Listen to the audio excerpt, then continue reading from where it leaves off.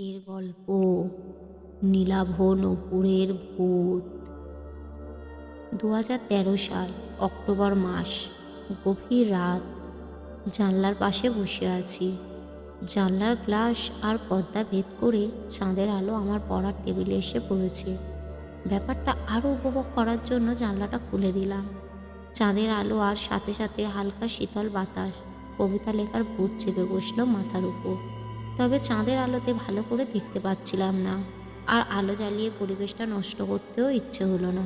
তাই বসে বসে গুনগুন করে গান গাইতে লাগলাম। বেশ কিছু সময় পর আচমকা রুমঝুম নুপুরের শব্দ। আমি চমকে পিছনে তাকালাম। না, কিছুই নেই। আবার নীরবতা।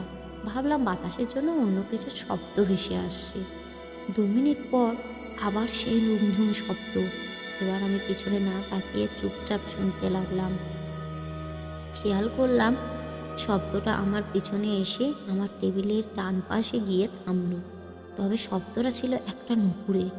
মানে যদি কেউ এক পায়ে নুপুর পরে হাঁটে তাহলে যেমন শব্দ হয় তেমন। শব্দটা খুব মজার ব্যাপার হলো কাউকেই দেখা যাচ্ছে না সেখানে। এবার চুরির শব্দ। মনে হলো কেউ হাতে চুরি পরে হাতটা টেবিলের উপর রাখলো।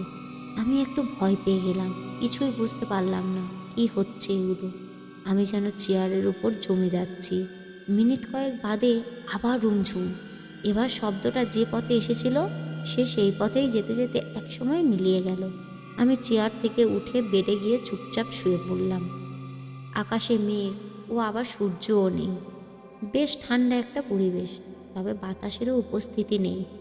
কোনো একটা মাঝারি আকারের ব্রিজের উপর দাঁড়িয়ে আমি। রুমঝুম সেই নুপুরের শব্দ।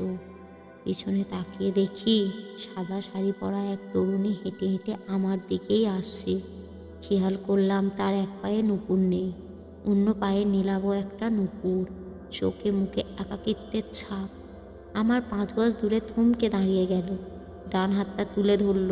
নীলাভ একটা নুপুর সেই হাতে। আলতো করে ছুঁড়ে দিল আমার দিকে। আমি ধরলাম সেটা। ঘুমটা ভেঙে গেল আমার। নিজেকে আবিষ্কার করলাম বিছানায়। বুঝতে পারলাম না এটা স্বপ্ন নাকি সত্যি, কারণ সেই নীলাভ নুপুরটা যেটা এখনো আমার হাতে। গল্পটি কেমন লাগলো কমেন্ট করবেন এবং একটা লাইক করবেন। আরও নতুন নতুন গল্প পেতে চ্যানেলটিকে সাবস্ক্রাইব করবেন।